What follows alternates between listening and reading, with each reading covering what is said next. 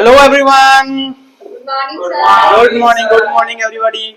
तो आज हिस्ट्री का हम लोग लेक्चर शुरू करने जा रहे हैं। क्या हो रहा है? कैमरा में कोई प्रॉब्लम नहीं ना, होना भी नहीं चाहिए। तो आज हम लोग हिस्ट्री का लेक्चर स्टार्ट कर रहे हैं। देखिए, हमारा ऑफलाइन क्लासेस में बहुत सारी चीजें हम लोग आगे बढ़ा चुके हैं, ठीक है। बट आज कोशिश करते हैं कि हम लोग क्लास को पीछे से ले आए, ओके। क्योंकि ऑनलाइन वीडियोस में बहुत सारे बच्चों का डिमांड रहा है कि सर आपने जब पढ़ाया था वैदिक काल उत्तर वैदिक काल, उसके बाद का वीडियोस हमारे पास नहीं है, तो हम लोग तैयारी कैसे करेंगे। और हमारे पास इस साल 2025 की बहुत सारी वैकेंसीज हैं, हम लोग सब जानते हैं। तो वहां पर हम लोग देख रहे हैं क्या कि क्लासेस को हम लोग रिकंटिन्यू करना पड़ेगा, ठीक है। ताकि मेरा मकसद एक ही चीज है कि देखो बच्चे लोग का अच्छे से क्वालिटी से हमको पढ़ने को मिल जाए।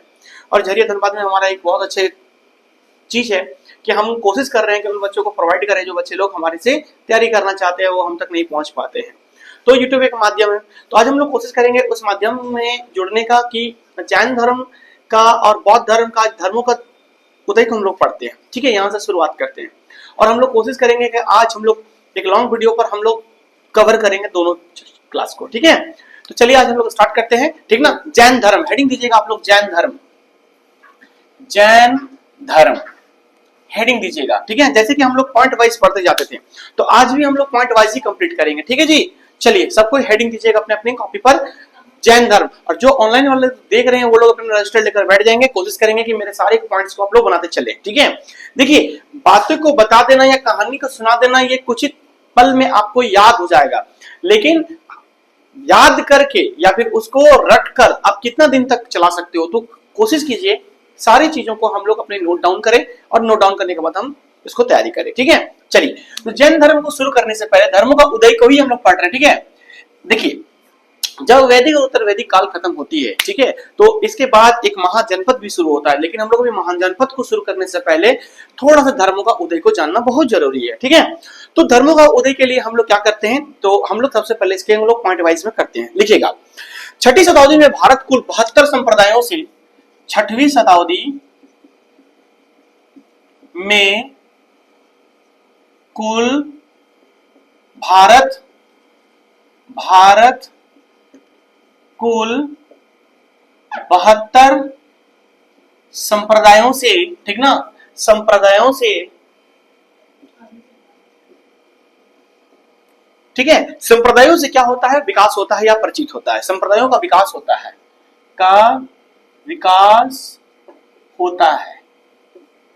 ठीक है जी, होता है, ठीक है। यानी कि 6वीं शताब्दी में देखा जाए तो 72 को संप्रदाय का विकास हुआ। कितना? 72 समय। लेकिन याद रखिएगा, अस्तित्व पर अगर देखा जाए तो अस्तित्व पर कौन आता है, तो गिनकर कुछ ही धर्म गिनकर आते हैं सबका अस्तित्व में, ठीक है। लिखिएगा, जिनमें से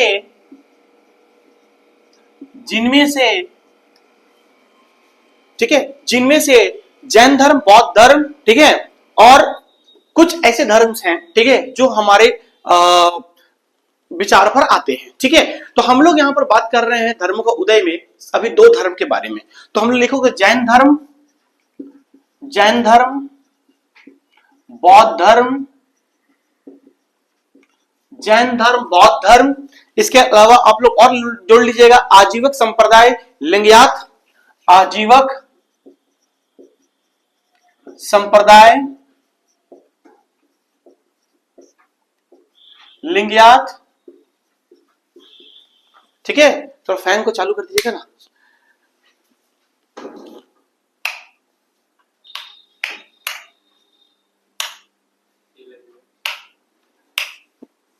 ठीक है, देखिए तो ये वाला चालू है ना, हाँ ये चालू है, ठीक है। आगे लिखिएगा कपालिक,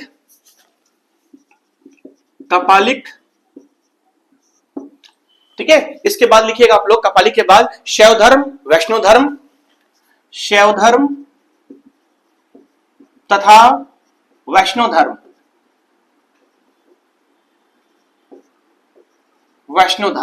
ठीक है। वैष्णव धर्म ये सब के सब प्रमुख थे। क्या थे? प्रमुख थे। चलिए आज हम लोग बात करने जा रहे हैं जैन धर्म के बारे में, ठीक है।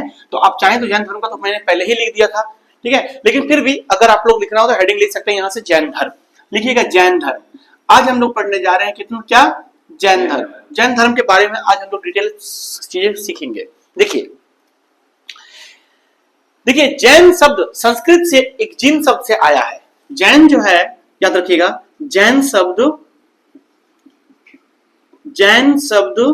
किससे आया है? संस्कृत से आया है, याद रखिएगा। संस्कृत में एक शब्द होता है जिसका नाम है जीन। क्या नाम है? जीन, याद रखिएगा। जीन, जीन का मतलब क्या होता है? जीन शब्द का मतलब होता है विजेता। क्या होता है? विजेता, अर्थ विजेता, विजेता होता है। जीन का मतलब होता है विजेता। क्या चीज का विजेता सर? इंद्रियों को जीतने वाला, इंद्रियों को जीतने वाला, याद रखिएगा। ठीक है। जैन धर्म का मुख्य केंद्र बिंदु याद रखना, पूरा जैन धर्म को जब आप पढ़ेंगे तो इसका मुख्य केंद्र बिंदु एक ही चीज पर आता है, अहिंसा, हिंसा ना करना। ठीक ना। जैन धर्म का प्रमुख केंद्र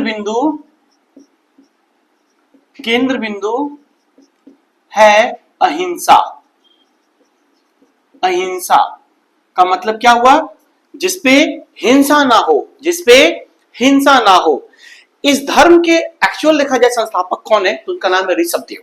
ठीक ना। इस धर्म के संस्थापक का नाम है ऋषभदेव, याद रखिएगा। ऋषभदेव, ऋषभदेव, इस धर्म के एक्चुअल संस्थापक कौन है? ऋषभदेव। ऋषभदेव जो है ना, इन धर्म को अस्तित्व पर लाते हैं। लोगों ने यहां से जैन धर्म को जानना शुरू किया। ठीक है जी। जैन धर्म के जो प्रवर्तक हैं, ठीक है, लिखोगे, जैन धर्म के जो प्रवर्तक हैं, जैन धर्म का प्रवर्तक,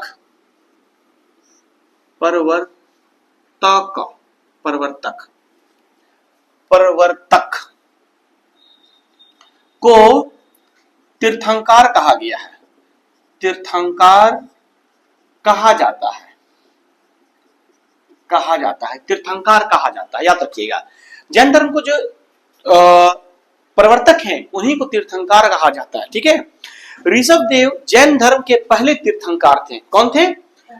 ऋषभदेव, याद रखना। ऋषभदेव जैन धर्म के पहले तीर्थंकर हैं। ये पहले तीर्थंकर अगर बोलेंगे तो जैन धर्म के कौन थे? ऋषभदेव। कौन थे? ऋषभदेव। ठीक है जी। आगे बढ़े। तीर्थंकर का अर्थ होता है दुख से परे, दुख से परे, संसार रूप सागर को पार करने वाला। दुख से परे, ठीक है, सागर को पार करने वाला, हाँ, करने वाला। ठीक है। तीर्थंकर का अर्थ होता है, लिखोगे, तीर्थंकर का अर्थ क्या होता है? तीर्थंकर का मतलब होता है दुख से परे संसार रूप, दुख से परे, दुख से परे संसार रूप, दुख से परे संसार रूप, ठीक है, सागर को पार करने वाला, सागर को पार करने वाला। ठीक है, सागर। हाँ, तो सागर स्माइल कर रहे हैं सर तीर्थंकर है क्या हम? नहीं, आप तीर्थंकर नहीं हो। सागर का मतलब गागर नहीं होता, सागर ईसा है ना, याद रखना। संसार के धूप सागर को पार करने वाला। कोई दिक्कत? चलिए, ऋषभदेव हिमालय पर्वत पर निर्वाण करने को प्राप्त किए गए थे। ठीक ना। ऋषभदेव हिमालय पर्वत पर, लिखोगे, ऋषभदेव हिमालय पर, ठीक ना। क्या हुआ था कि उन्होंने हिमालय पर, ठीक है, हिमालय पर्वत पर निर्वाण को प्राप्त किए थे। हिमालय पर्वत पर निर्वाण को प्राप्त किए थे। निर्वाण का मतलब आगे अभी आपको समझाएंगे बढ़िया से, ठीक ना। निर्वाण, महापरिनिर्वाण सब आएगा धीरे धीरे। ठीक है, आगे आप लोग देखते चाहिए। जैन धर्म में कुल 24 तीर्थंकर थे। कितना? जैन धर्म में कुल 24 तीर्थंकर थे। 23वें तीर्थंकर पार्श्वनाथ नाथ जी थे तथा 24वें तीर्थंकर का नाम महावीर था। ठीक है जी। जैन धर्म के कुल टोटल 24 तीर्थंकर थे, ठीक है, जिसमें 23वें जो थे वो पार्श्वनाथ थे। ठीक है, या आप जानते हो पारसनाथ की पहाड़ी है ना, हमारे गिरिडीह में बहुत ज्यादा फेमस है ना, लगभग 10 किलोमीटर की पहाड़ है। आप लोग जानते हो कि वहीं पर पार्श्वनाथ जी ने अपने ज्ञान का प्राप्ति किए थे। उसके बाद 24वें जो तीर्थंकर थे उनका नाम था महावीर, महावीर जी, है ना। एक्चुअल में देखा जाए तो यहीं से महावीर से ही हम लोग जैन धर्म को पढ़ते हैं, समझे, क्योंकि 23 के बारे में हम लोग उतना डिटेल नहीं समझ पाए अभी तक, बट हम लोग महावीर के बाद से हम लोग इसको बहुत अच्छे से समझ सकते हैं। ठीक है, चलिए इतना दूर तक लिखिए पहले, बढ़ेंगे तो ध्यान से सुनिए। थोड़ा बहुत जो हम लोग को जानकारी है, जितना हम लोग पढ़ते हैं, जितना हम लोग हिस्ट्री के अंदर समझते हैं, क्या समझते हैं सर। देखिए 23वें तीर्थंकर कौन थे? 23वें तीर्थंकर और तीर्थंकर पार्श्वनाथ जी। ठीक है जी। पार्श्वनाथ का एक्चुअल देखा जाए, ठीक ना, तो इनके जन्म होती है कहां पर? वाराणसी के राजा अश्वसेन के यहां। ठीक है, वाराणसी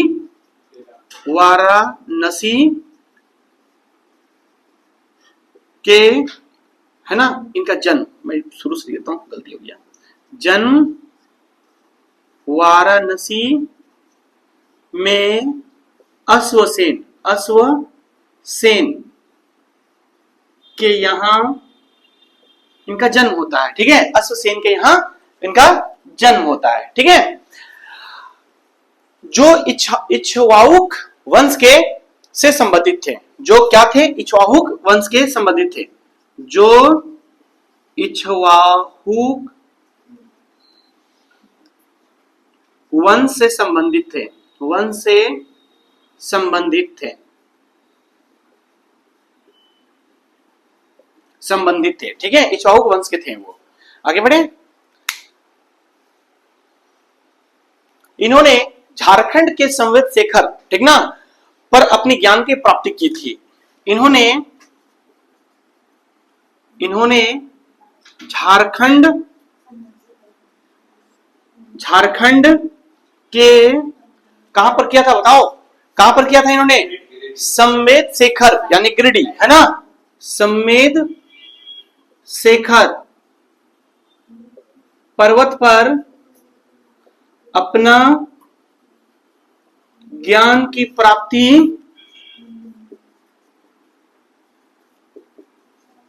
किए। ज्ञान की प्राप्ति कहां किए? तो संवेद शेखर पर, समझे बात को, उनकी चोटी पर।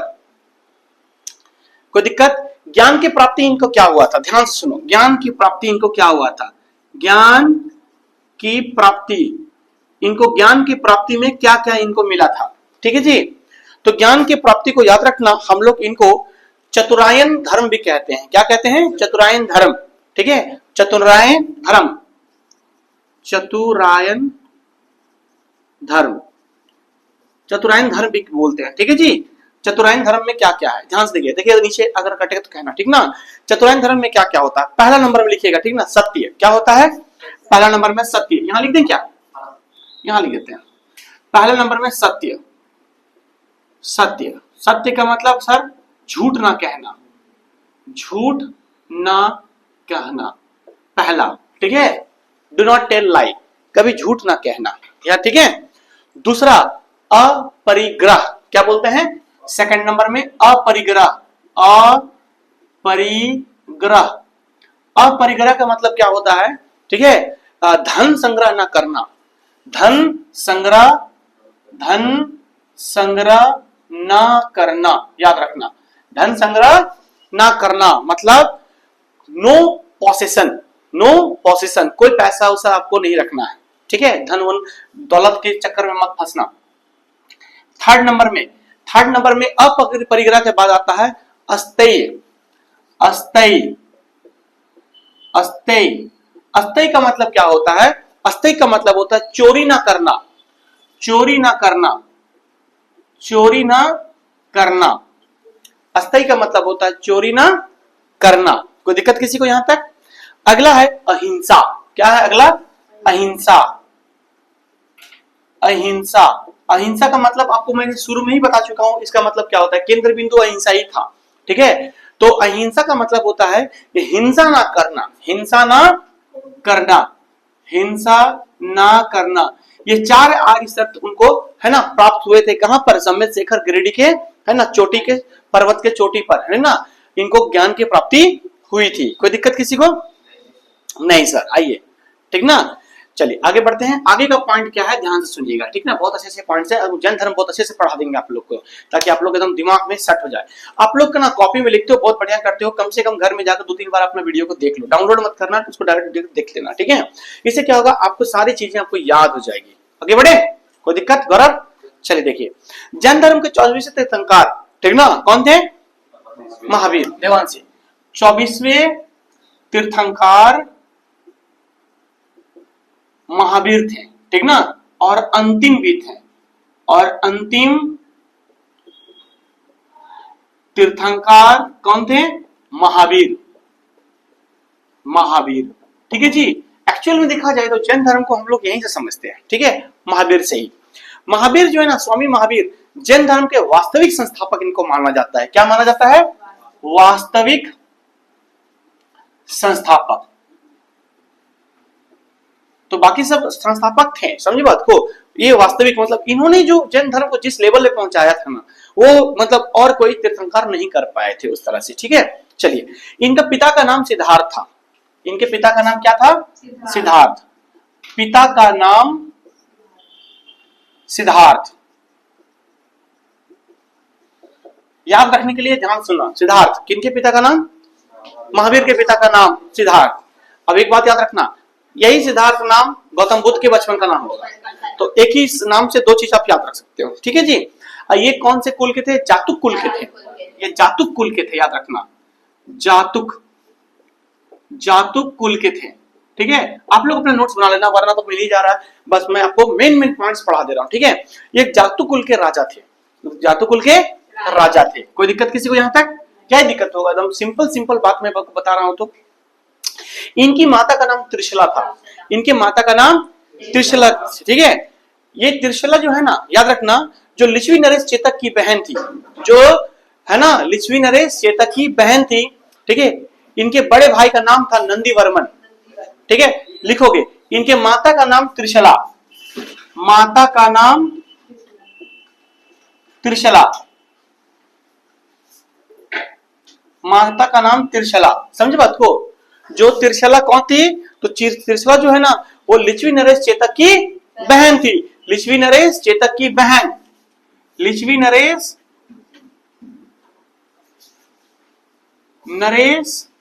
चेतक की बहन, चेतक की बहन, ठीक ना। वो चेतक, लिच्छवी नरेश चेतक की बहन थी, समझ की बात को। इनके बड़े भाई का नाम याद रखना, नंदीवर्मन। इनके बड़े भाई का नाम नंदीवर्मन, नंदीवर्मन था इनके बड़े भाई का नाम, ठीक ना। आगे जाकर नंदीवर्मन का ही ये क्या करते हैं, ठीक ना, आशीर्वाद लेकर घर छोड़ देते हैं। तो अभी नंदीवर्मन का जी का आगे हम लोग बात करेंगे, ठीक है जी। नंदीवर्मन, इनके बचपन का नाम था वर्धमान। इनके बचपन का नाम,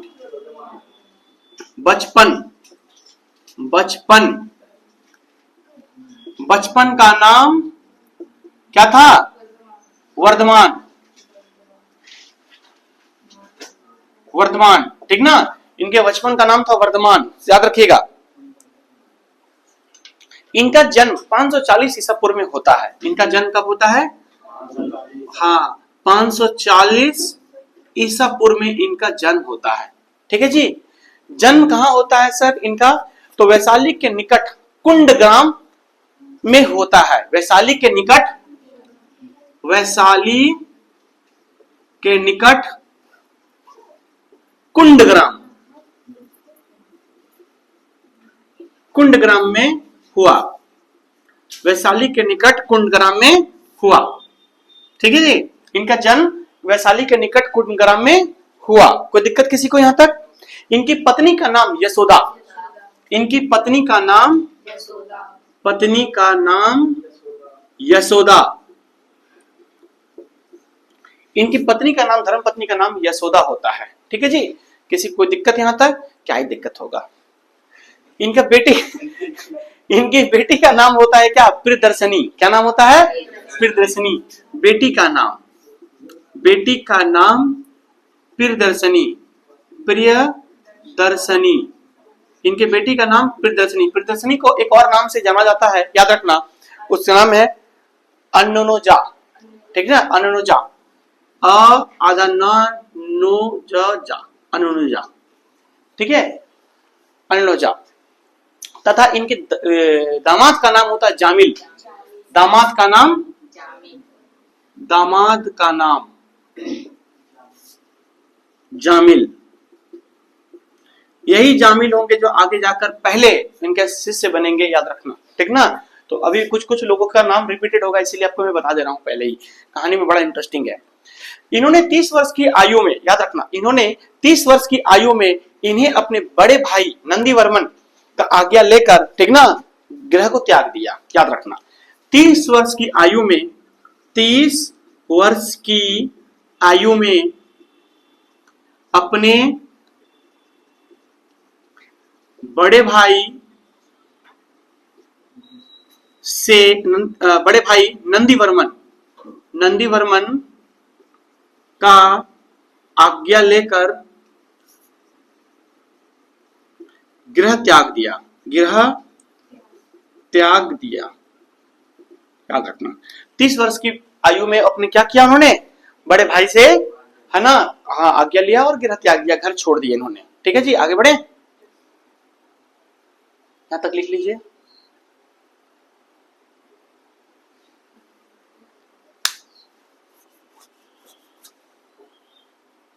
कोई दिक्कत किसी को? देखिए, 12 वर्ष तक इन्होंने बहुत कठोर तपस्या किया। 12 वर्ष तक इन्होंने क्या किया? बहुत कठोर तपस्या किया। और कठोर तपस्या करने के बाद एक जाम्बिक ग्राम थी, ठीक ना, वो एक साल का, हाँ, साल का वृक्ष, साल को हम लोग कहते हैं बरगद। क्या कहते हैं? बरगद। एक बरगद के पेड़ के नीचे, ठीक है, और त्रिजुला पालक नदी था, ठीक है, उसकी तट पर उनको ज्ञान की प्राप्ति हुई। उस ज्ञान की प्राप्ति को कहा गया केवल्य। क्या कहा गया है? केवल्य। समझ के बात को लिखिए। 12 वर्ष की कठोर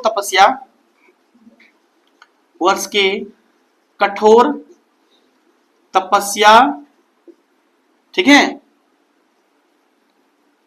एक साल का वृक्ष को कहते हैं बरगद। बरगद समझते हो ना? देखना, वो बहुत अजड़ पेड़ होता है, ठीक ना, अजड़ समझते हैं आप लोग? अजड़ वो मानवे नहीं करेगा, मतलब क्या बोलता, बैल टाइप का होता, सुन भी नहीं करता आप लोग, है ना? तो नहीं बोला तुम बड़ी अजड़ है, कुछ बतिया सुन भी नहीं करता है। हाँ, अजगर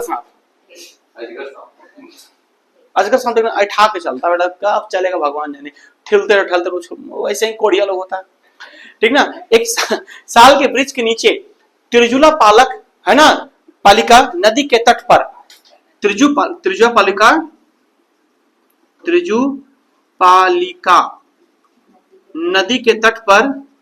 नदी के तट पर, याद रखना, नदी के तट पर। और मैंने क्या कहा था इसमें, ठीक ना, त्रिजुला पालिका नदी के तट पर, हाँ, इनको ज्ञान की प्राप्ति होती है। ज्ञान की प्राप्ति, इसी ज्ञान की प्राप्ति को क्या कहते हैं? कैवल्य। क्या कहते हैं? कैवल्य कहते हैं।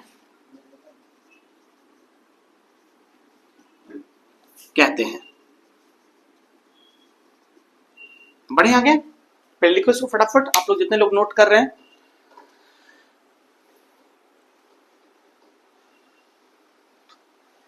देखो, ज्ञान के प्राप्ति के बाद ना, ध्यान सुनना, ज्ञान के प्राप्ति के बाद इन्हें केवलीन या फिर जीन या फिर निग्रोध कहा जाता है। ज्ञान की प्राप्ति के बाद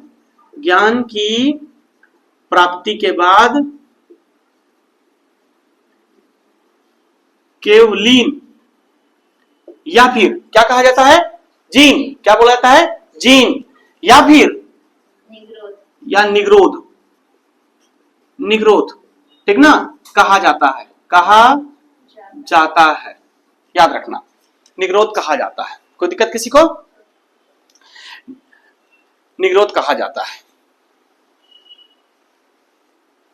देखो जीन का अर्थ मैंने आपको क्या बताया था स्टार्टिंग में, जीन का अर्थ विजेता बताया था। पर याद रखना निग्रोध का अर्थ क्या होता है, ध्यान सुनो, ठीक ना। निग्रोध का अर्थ, निग्रोध, निग्रोध का अर्थ क्या होता है बताओ कोई। हाँ, बंधन से मुक्त, बंधन से मुक्त, बंधन से मुक्त, बंधन से मुक्त हो जाना। समझ गए बात को, बंधन से मुक्त हो जाना, बंधन से मुक्त हो जाना। कोई दिक्कत किसी को यहां तक, बंधन से मुक्त हो जाना निग्रोध का मतलब होता है। आगे बढ़े,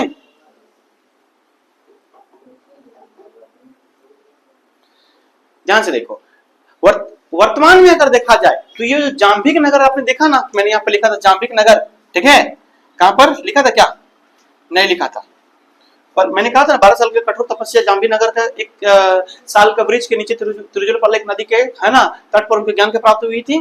तो मैंने छोड़ दिया था, कहीं लिख लो आप लोग, ठीक ना, नहीं तो अगला पॉइंट आप लोग लिख लीजिएगा। देखो ध्यान से मैंने क्या बोला, वर्तमान में जो जाम्बिक ग्राम है ना, जाम्बिक ग्राम, वो जाम्बिक ग्राम को याद रखना, हम लोग इसकी पहचान होती है हजारीबाग के समीप पारसनाथ पहाड़ी से।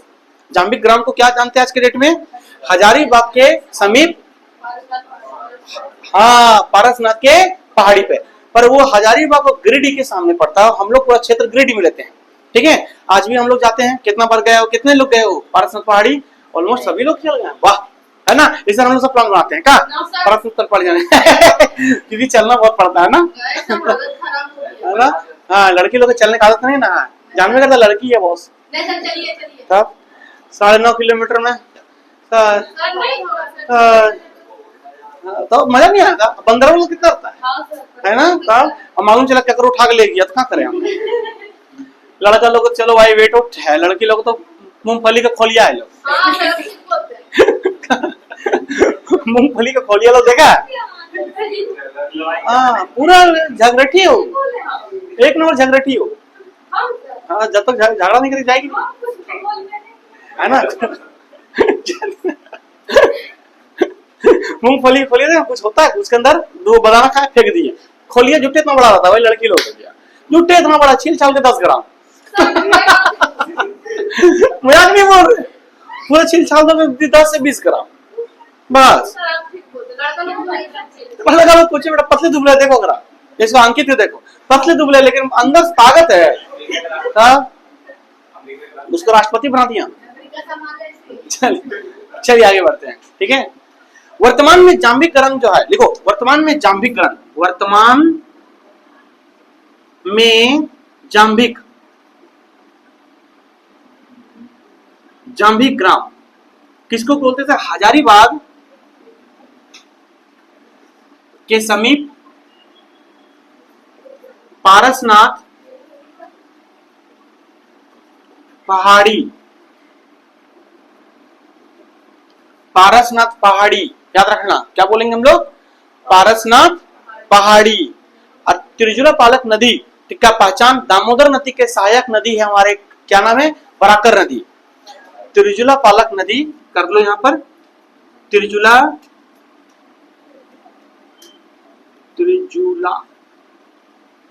पालिका नदी की पहचान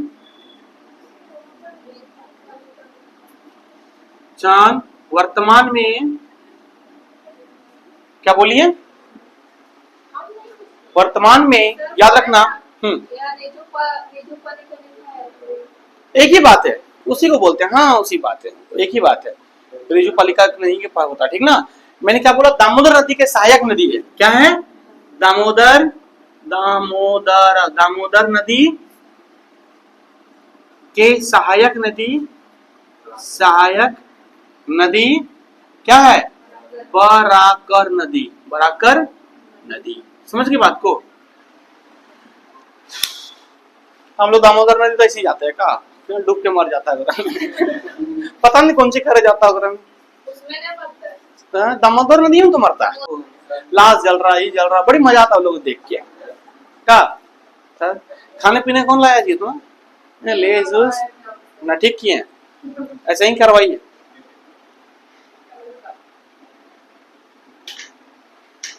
बड़े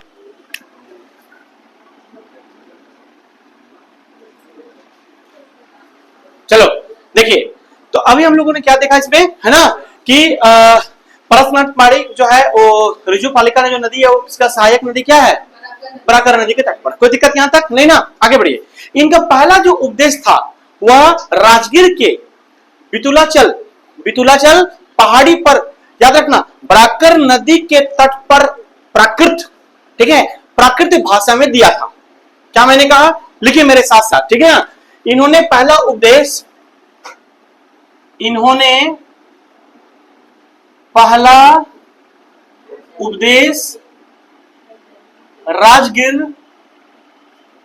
राजगीर के, ठीक है, राजगीर में है, क्या नाम है, बितुलाचल पहाड़ी।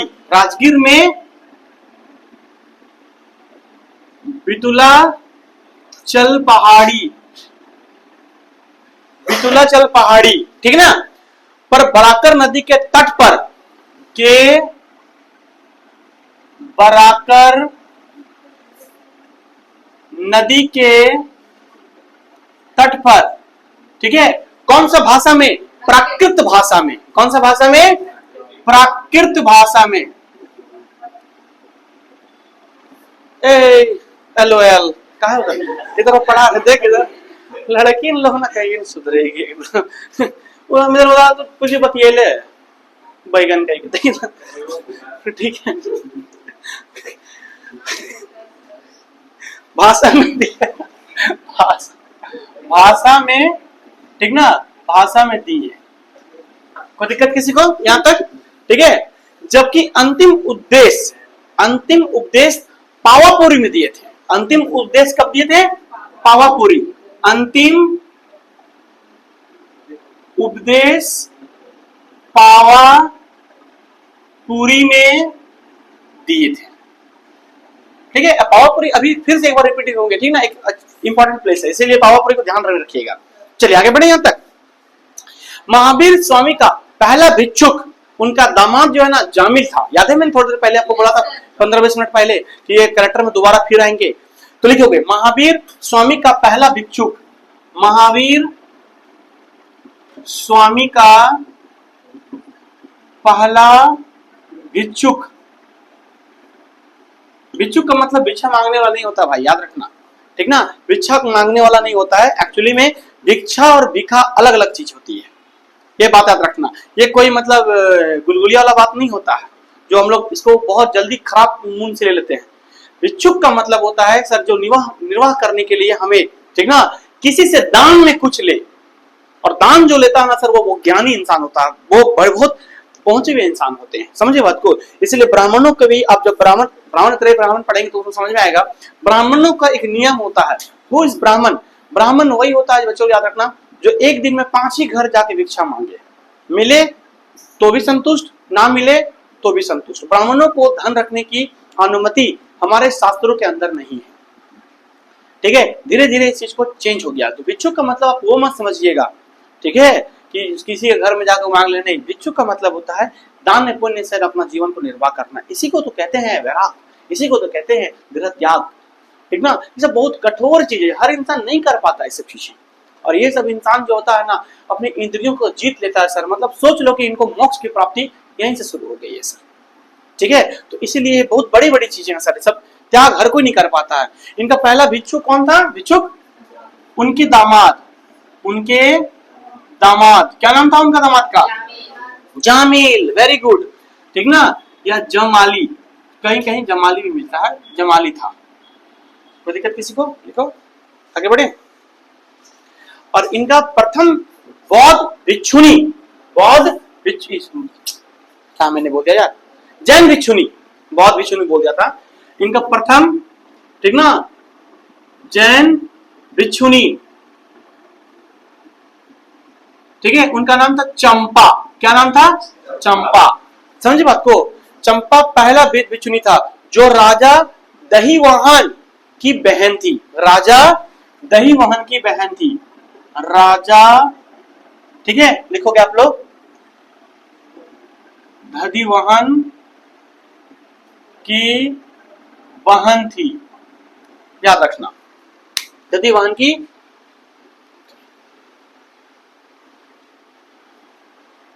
कोई दिक्कत किसी को? अब ध्यान से सुनो एक बात को,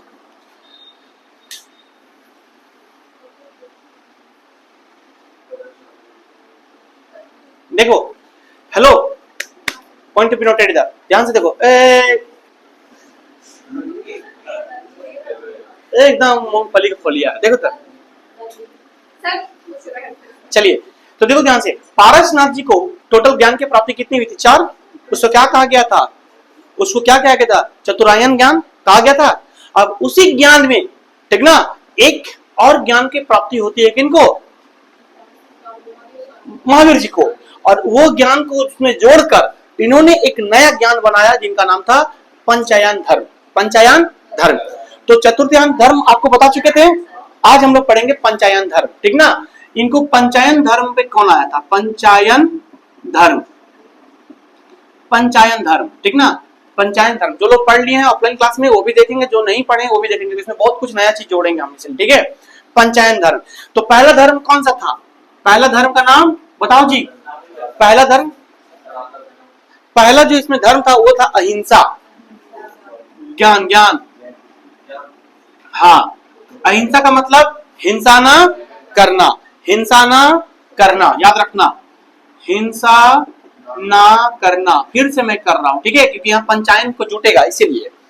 दूसरा सत्य, सत्य, सत्य का मतलब कभी असत्य ना कहना, कभी असत्य ना कहना, कहना। तीसरा क्या था? अपरिग्रह, अपरिग्रह। अपरिग्रह का मतलब क्या था? अपरिग्रह का मतलब था किसी प्रकार का संग्रह मत करना, धन का संग्रह ना करना, धन का संग्रह ना करना। चौथा क्या था? असत्य, अस्थायी, अस्थायी, ठीक ना। अस्थायी का मतलब क्या था? चोरी ना करना, चोरी ना करना। समझ गए बात को? अस्थायी का मतलब चोरी ना करना, चोरी ना करना, ठीक है जी। अब पांचवा जो जोड़ा गया था, ध्यान सुनो, पांचवा जो था उसका नाम था ब्रह्मचर्य। क्या था? ब्रह्मचर्य, ब्रह्मचर्य, ब्रह्मचर्य। ब्रह्मचर्य का मतलब क्या था? ब्रह्मचर्य व्रत का, है ना, सख्ती से पालन करना। ब्रह्मचर्य व्रत का, ब्रह्मचर्य व्रत का सख्ती से पालन करना, ठीक है। ये पांचवा जो मेरा पंचायन धर्म है इसको जोड़ा गया था इनके अंदर। समझ गए बात को? किसी को दिक्कत यहां तक? नहीं सर, और है तो है। अब याद रखना, जैन धर्म की 5 श्रेणियां भी थी, ठीक ना, लिखोगे। अगला पॉइंट, जैन धर्म की 5 श्रेणियां, 5 क्या थी? श्रेणियां, 5 श्रेणियां थी। which have to follow the all the peoples who are following for the Jain धर्म, ठीक है।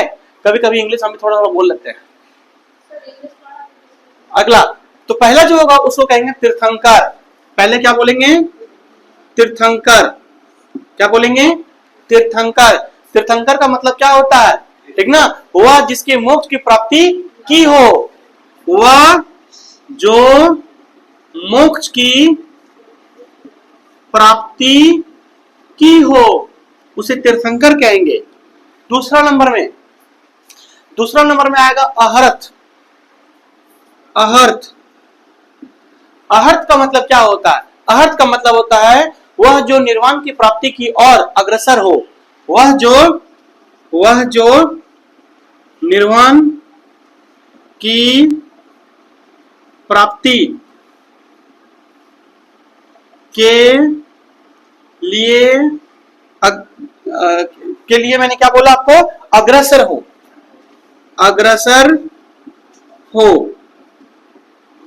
तीसरा नंबर में क्या आता है? तीसरा नंबर में आता है आचार्य। क्या आता है? आचार्य। आचार्य नहीं जी, आचार्य। आचार बोलता है गर्मी के समय, आचार भी खा। जैन भिक्षुकों के समूह का प्रमुख, जैन भिक्षुक जो होता है ना, उसके समूह को जो प्रमुख है उसको क्या कहा जाता है? आचार्य। जैन भिक्षुक के समूह का प्रमुख को कहा जाता है आचार्य। ठीक है जी, आचार्य कहा जाता है। आगे बढ़े, अगला है उपाध्याय। उपाध्याय, उपाध्याय, उपाध्याय क्या होता है याद रखना। उपाध्याय का मतलब होता है जैन धर्म के शिक्षक को कहा जाता है उपाध्याय। जैन धर्म के शिक्षक को, जैन धर्म के शिक्षक मतलब टीचर को उपाध्याय कहा जाता है। किसी को कोई दिक्कत नहीं आता है। एंड द अंतिम होता है साधु। क्या होता है? साधु। साधु तो आप जानते हो सेंट को बोलते हैं, है ना। तो कौन होगा? सारे जैन भिक्षुक को क्या कहा जाता है? साधु। सारे जैन भिक्षुक को कहा जाता है, क्या कहा जाता है? साधु। कोई दिक्कत? लिखिए यहां तक सबको आप लोग फटाफट।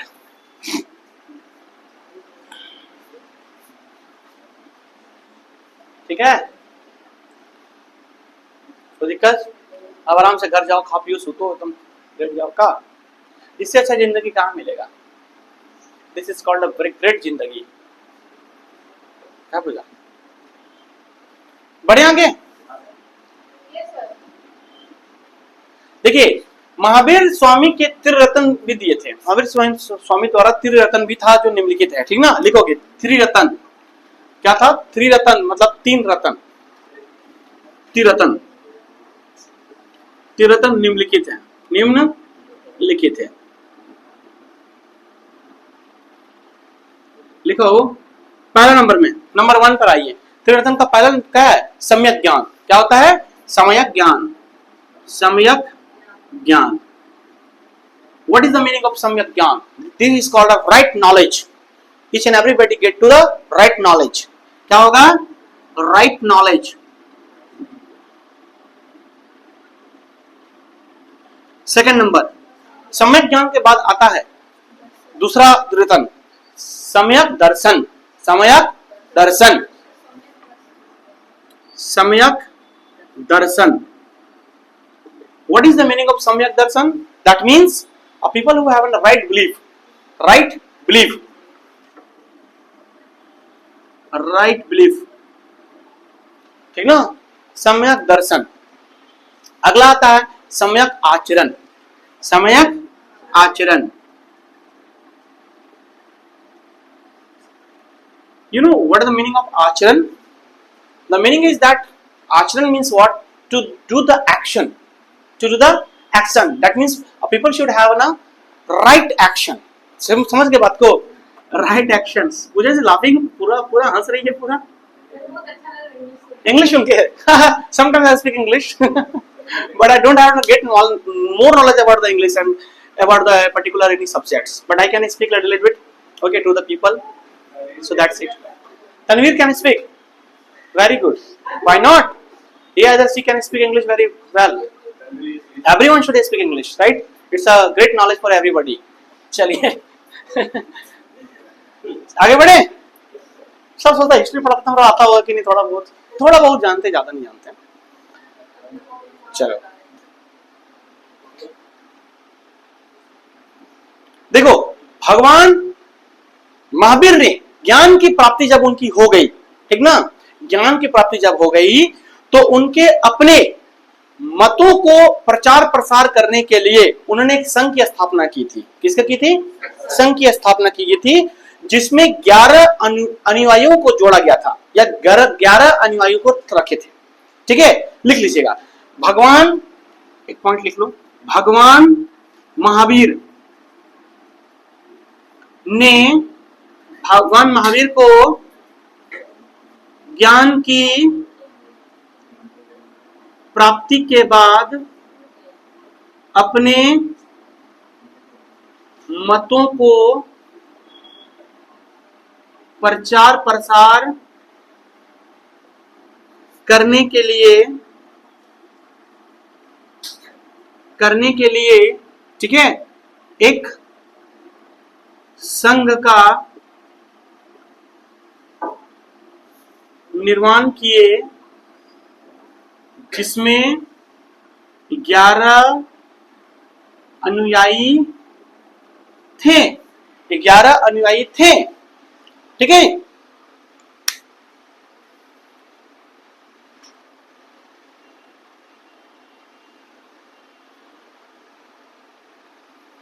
बढ़े आगे, चलो यहां पर मैं लिख देता हूं फिर से,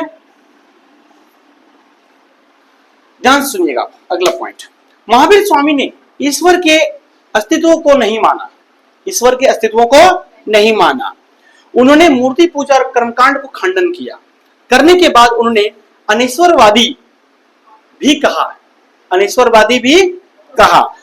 महावीर स्वामी ने, याद रखना, लिखो सबको, महावीर स्वामी ने ईश्वर के अस्तित्व को नहीं माना। महावीर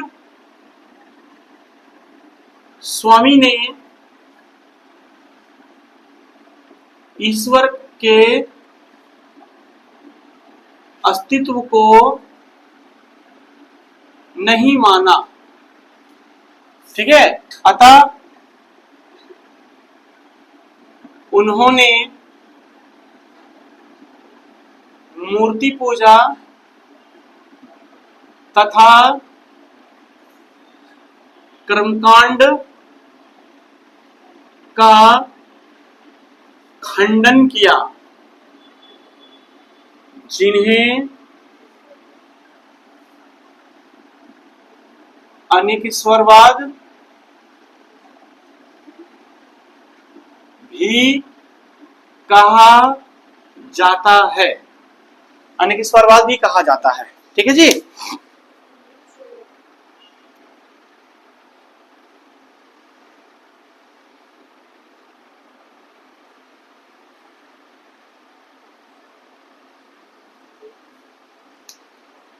ठीक है, यहां तक किसी को दिक्कत नहीं सर? आगे बढ़े, लिखें, ध्यान से देखिएगा, सुनिए ध्यान से। इन्होंने पुनर्जन्म को, ठीक है, पुनर्जन्म को माना और उन्होंने कहा कि पुनर्जन्म का सबसे बड़ा कारण होता है आत्मा। उन्होंने किसको बताया? आत्मा को बताया। उन्होंने पुनर्जन्म को मान्यता दिया और कहा कि पुनर्जन्म का जो सबसे बड़ा कारण है वह है आत्मा। आत्मा जो है ना वो मरणशील है, ठीक है, अमरणशील है। तो उन्होंने कहा कि आत्मा को सताने के लिए उन्होंने मोक्ष की प्राप्ति का बहुत ज्यादा समर्थन किया। बोला कि मोक्ष की प्राप्ति के बाद पुनर्जन्म से, है ना, मुक्ति मिल जाएगी।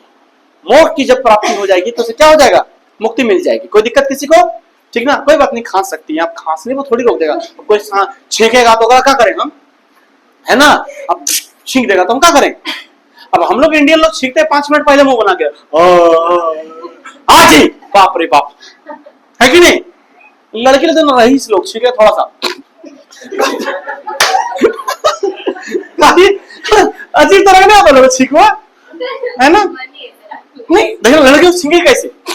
क्या किया? कुछ नहीं, मतलब छींके, ओके।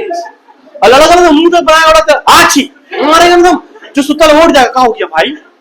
बोला कुछ नहीं, छींके आप काजी। लड़का ढगा लगा, लड़के तो ढगा, लड़के लोग हद है यार, है कि नहीं? भगवान बनाया दोनों का इक्वल। नहीं जलन नहीं, बहुत अच्छी होती है वो लोग, बहुत अच्छी होती है वो लोग। हम कहाँ बोले लड़की लोग अच्छी ही होती है, 10 ग्राम की है तो कहाँ बोले हम। अब सोचो कि बोलती है क्या वो लोग, है ना, कि हम लोग लड़का लड़की इक्वल है। सुनिए, लड़का लड़की का इक्वल है, कैसे हो सकते हैं? भगवान बना दे ऊपर नीचे तो कैसे हो जी? तू 1.5 फुट की और 5 फुट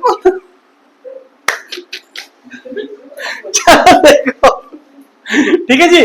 तो महावीर स्वामी क्या बोले हम? महावीर स्वामी जी है ना, पुनर्जन्म को मानते हैं और उन्होंने कहा पुनर्जन्म का सबसे बड़ा कारण क्या होता है?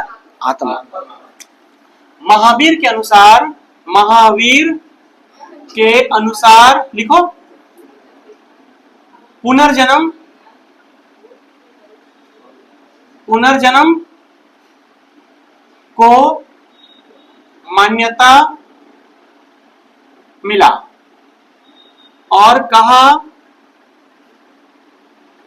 कि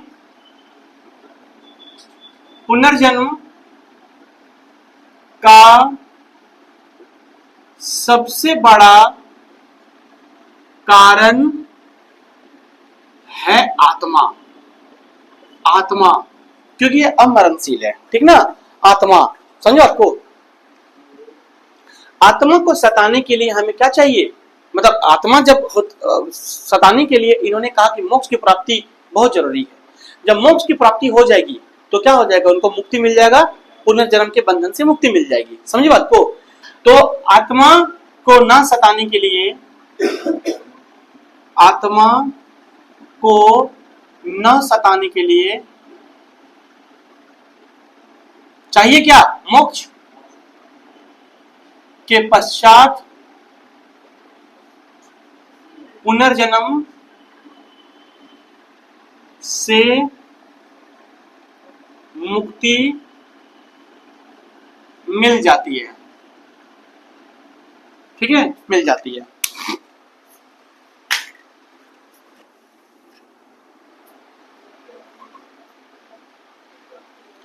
महावीर जी के स्वामी के द्वारा, याद रखना, महावीर स्वामी के द्वारा अहिंसा पर प्रतिबंध लगा दिए। अब अहिंसा को लेकर बहुत जोर दिया, बहुत बल दिया, ठीक ना। और याद रखना, कृषि और युद्ध पर उन्होंने प्रतिबंध लगा दिया, ठीक ना।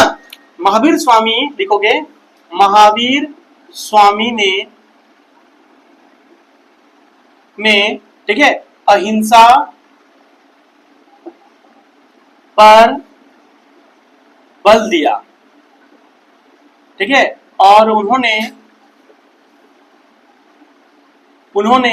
कृषि तथा युद्ध पर प्रतिबंध लगा दिए। समझ की बात को, प्रतिबंध लगा दिए। किसी को दिक्कत यहां तक?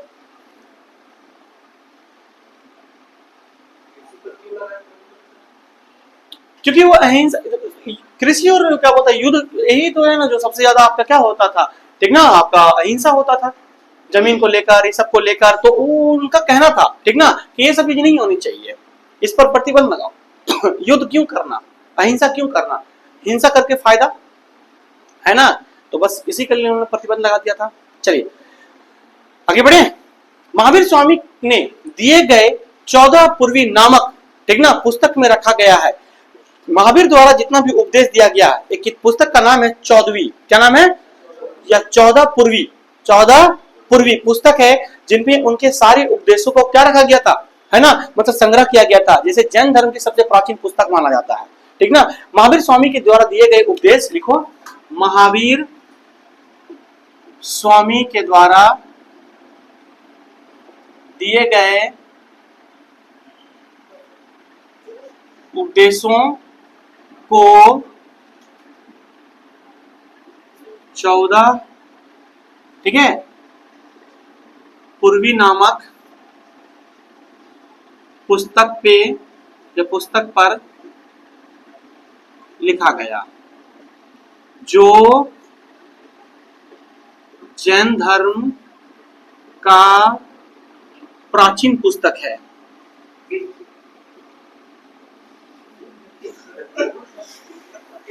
समझ रहे बात को। अब क्यों बोलते हैं, आपको समझ में आया, लड़के लोग हम क्यों बोलते हैं, समझ रहे बात को। तब आप देखना, रात को कितनों सो लो, अगर घर में 2 चूहा घुस गया तुमको सोने नहीं देगा बेटा। बेवजह का मच्छर क्यों मर जाते हैं, बेवजह के मच्छर क्यों मर जाते हैं कभी कभी। हाँ, क्योंकि देखो, मेल मच्छर कभी काटता है जी, आप मुझे बताओ, मेल मच्छर कभी नहीं काटते, हमेशा लेडीज ही काटते हैं। जितना भी मच्छर आपको काटते हैं वो फीमेल मच्छर होता है। तो इससे आपको साबित होना चाहिए कि फीमेल खून चूसती है।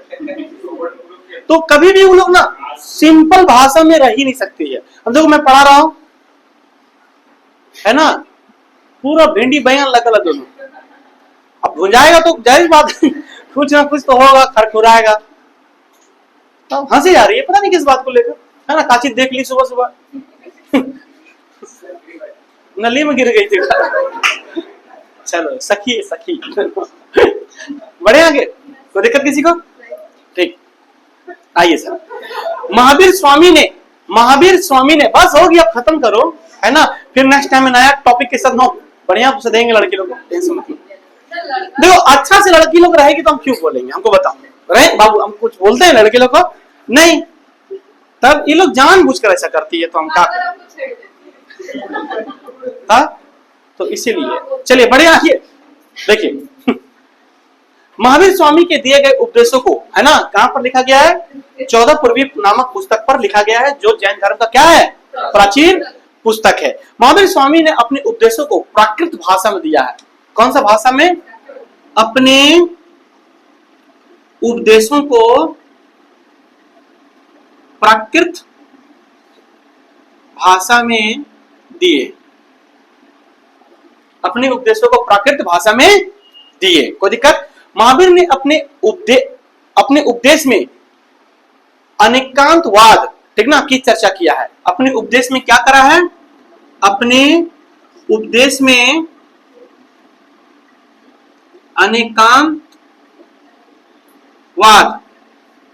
अनेकांतवाद की चर्चा किए हैं। अनेकांतवाद, ठीक ना, मतलब अनेक वातांत को हम लोगों ने बताया, ठीक ना, बाद में बता देंगे इसको क्या है नहीं है, पहले देख लो भी। 72 वर्ष की अवस्था में, कितना? 72 वर्ष की अवस्था में, याद रखना, 72 वर्ष की अवस्था में लगभग 468 ईसा पूर्व,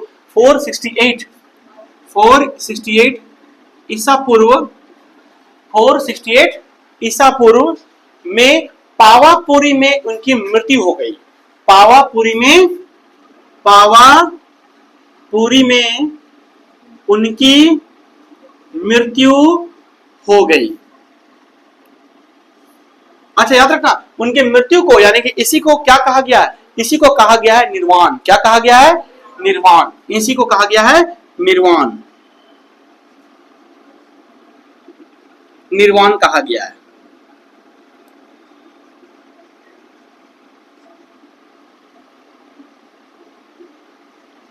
ठीक है। अच्छा, मैंने निर्वाण के बारे में पहले ही आपको बता दिया था कि हम आपको इसकी चर्चा बाद में करेंगे। देखो यहीं पर हो गया निर्वाण, ठीक ना। आगे बढ़े। पावापुरी उस समय मल गणराज के अधीन था। पावापुरी उस समय किसका था? पावापुरी उस समय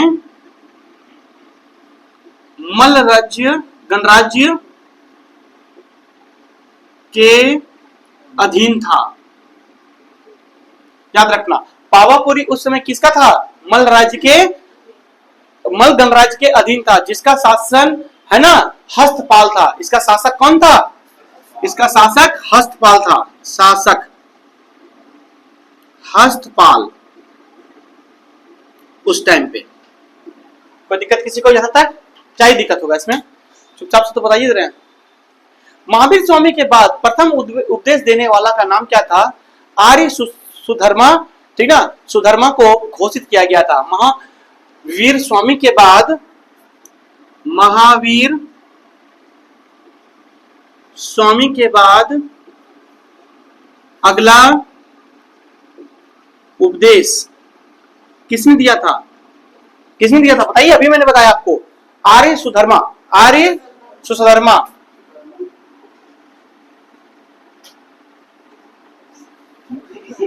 सुधर्मा थे। इन लोगों ने गैस सूंघ लिया, जिनका नाम है, हाँ, एक गैस सूंघ लिया इन लोगों ने। उस गैस का नाम है NO2। अब पता नहीं लोग किसका गैस सूंघ, कहां से, कौन सा दुकान का, जिसमें खाली हंसी जा रही है। कहीं समझाती है बगल वाला को, है ना।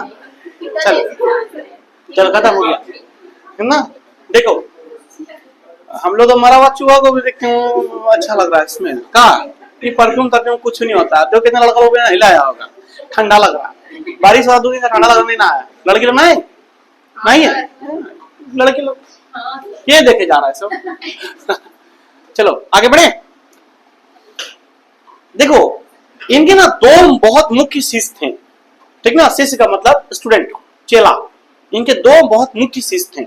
एक का नाम था भद्रबाहु, दूसरा का नाम था स्थूलबाहु, ठीक ना। 2 मुख्य शिष्य, ये चेला कर रहे थे ना, चेला थे, हाँ चेला थे। एक का नाम था भद्रबाहु, भद्रबाहु, और दूसरा का नाम था स्थूलबाहु।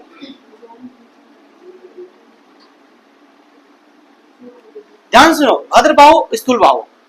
अब ये लोग जो थे ना, ध्यान सुनना, ये बहुत अच्छी बात है, ठीक ना, प्रिय अनुयायी थे। इनका क्या था? प्रिय अनुयायी थे दोनों। जब मौर्य काल में मगध पर 12 वर्षीय का भीषण अकाल पड़ा था ना, मौर्य काल के समय 12 साल का भीषण अकाल पड़ा था, तो उसी दौरान भद्रबाहु जो है ना, अपने सारे अनुयायियों को लेकर, ठीक ना, दक्षिण भारत चले गए। कहां चले गए? दक्षिण भारत चले गए। और वो दक्षिण भारत में कहां चले गए? कर्नाटक। दक्षिण भारत में कहां गए? कर्नाटक। जब कर्नाटक चले गए तो इन्हीं के साथ साथ चंद्रगुप्त मौर्य, ठीक ना, उसी समय काल में वो आए थे। और आने के बाद कर्नाटक में, ठीक ना, कर्नाटक के एक जगह था जिसका नाम था श्रावण बेलगोला। क्या नाम था? श्रावण गोलबेला, ठीक ना। श्रावण गोलबेला में ही, याद रखना, चंद्रगुप्त मौर्य जब आपको मैंने पढ़ाया था, ठीक ना, चंद्रगुप्त मौर्य जब आपका हम लोग पढ़ेंगे तो उस समय आपको पता चलेगा, जो चंद्रगुप्त मौर्य के समय में उनकी मृत्यु होती है श्रावण बेलगोला में सलेखना विधि के द्वारा। सलेखना विधि क्या होती है सर? खाना पीना को छोड़ देना और भक्ति के अंदर वो तपस्या में लीन हो जाना, और धीरे धीरे उनकी क्या हो जाती है? मृत्यु हो जाती है। इसे सलेखना विधि बोलते हैं, ठीक ना। और उसी तरह से उन्होंने प्राण दिए थे। इसी भीषण अकाल की बात है ना, स्थूलबाहु तथा उनके अनुयायी मगध के ही, है ना, रुक किए। जब अकाल खत्म हो गया ना, तो उसी समय स्थूलबाहु ने क्या किया कि अपने अनुयायियों के साथ, ठीक ना, फिर से वो रिटर्न किधर आया? फिर से रिटर्न आया अपना, ठीक ना, क्या बोलते हैं, भीषण काल के बाद हुआ रिटर्न अपने स्थल की तरफ रुक किए। जब रुक किए तो अकाल जब खत्म हुआ ना, तो भद्रबाहु जो है वो मगध जब लौटा, ठीक ना, भद्रबाहु जब मगध लौटा तो उसने देखा कि भद्रबाहु और क्या नाम था, स्थूलबाहु, इन दोनों में विवाद हो गया। क्या हो गया? विवाद हो गया। क्योंकि यहां पर ना बहुत सारी चीजें बदल गया, ठीक ना, बदल गया। तो भद्रबाहु के नेतृत्व में जो भी लोग उनमें थे, तो भद्रबाहु के अकॉर्डिंग जो लोग थे उनको निर्वस्त्र होना पड़ा था। क्या होना पड़ा था? हाँ, वो लोग निर्वस्त्र रहते थे। भद्रबाहु की अनुयायी जितने थे निर्वस्त्र, निर्वस्त्र मतलब होता कपड़े ना पहनना। और इसी कंडीशन को क्या कहा गया? दिगंबर। क्या कहा गया है? दिगंबर। दिगंबर, दिगंबर कौन होते हैं? जो निर्वस्त्र हो, जो क्या हो? निर्वस्त्र हो, याद रखना, निर्वस्त्र, ठीक है। ये किनके अनुयायी थे? निर्वस्त्र वाले किनके अनुयायी थे? भद्रबाहु के। किनके थे? भद्रबाहु, भद्रबाहु, ठीक है जी। और याद रखना, एक बना कौन? श्वेतांबर। क्या बना? श्वेतांबर, याद रखना, क्या बना? श्वेतांबर, श्वेतांबर, श्वेतांबर। जो ये लोग श्वेत वस्त्र को धारण किए थे, सफेद कपड़े को, किसको? श्वेत वस्त्र को धारण किए थे, श्वेत वस्त्र। और ये किनके अनुयायी थे? स्थूलबाहु का। किनका था? स्थूलबाहु का, ठीक है, स्थूलबाहु। वीडियो आपका पड़ा रहेगा, इसका सारा लेक्चर मैंने आपको दे दिया, मतलब इस कहानी का पूरा सारांश मैंने दे दिया, ठीक ना। अब उतना बड़ा लिखेंगे तो पूरा का पूरा ये हो जाएगा, इसलिए मैंने आपको बता दिया। कोई दिक्कत किसी को? जैन धर्म के विस्तृत प्रचार के लिए 2 जैन संगीत हुए थे। जैन धर्म के विस्तृत प्रचार के लिए 2 क्या हुआ था? जैन संगीत हुए थे। कितने संगीत हुए थे? 2 जैन संगीत, जैन संगीत हुआ, ठीक है। अब जो ये हंस रही थी वो बताएगी 2 जैन संगीत कौन कौन सा था? अब हंस हंस तो रुलाई रो जाएगी, हैं? वो भरोसा है कि नहीं रुलाएगी? लड़की लोग में सब भरोसा होता है, नहीं रुलाएगी, नहीं कुछ करेगी, फिर बाद में जाके वही लोगों को प्रॉब्लम होता है। नहीं, हमसे छिपा लिया बात को, देखो ना हम कितना भरोसा करते थे, हमको बताई ही नहीं वो ऐसे। लड़की लोग जानते करते हालत कैसा ना। चलो देखो, 2 जैन संगीत हुआ, ठीक है जी। पहली जैन संगीत लिखोगे, पहली जैन संगीत, पहली जैन संगीत, पहली जैन संगीत, समझ के बात को? संगीता, संगीत, पहली जैन संगीत। ये 300 ईसा पूर्व, यह 300 ईसा पूर्व पाटलिपुत्र में हुई, जिसकी अध्यक्षता स्थूल बाहु ने किया था स्वयं। ये कब हुआ था? 300 ईसा पूर्व। कहां पर? पाटलिपुत्र। पाटलिपुत्र। और इनकी अध्यक्षता किसने किया था? अध्यक्षता किया था स्थूल बाहु ने। स्थूल बाहु, समझ की बात को? किसने किया था? स्थूल बाहु ने किया था। उसी में भद्रबाहु ने, है ना, उसी में भद्रबाहु ने 12 अंग नामक पुस्तक की रचना की थी। किसने किया था? भद्रबाहु ने क्या किया था? 12 अंग पुस्तक की रचना। ठीक है, भद्रबाहु ने 12 अंग पुस्तक की रचना की। रचना की। ठीक है, याद रखना। दूसरा जैन संगीत। दूसरा जैन संगीत ये 6ठी शताब्दी में गुजरात के वल्लभी में हुई थी। 6ठी शताब्दी के कहां पर हुआ था? 6वीं शताब्दी। 6ठी शताब्दी कहां पर हुआ सर? वल्लभी में हुआ। 6ठी शताब्दी का कहां पर हुआ था? वल्लभी में। ठीक है, इसकी अध्यक्षता जो किया था उनका नाम था देवा दीक्षा मनसरवन।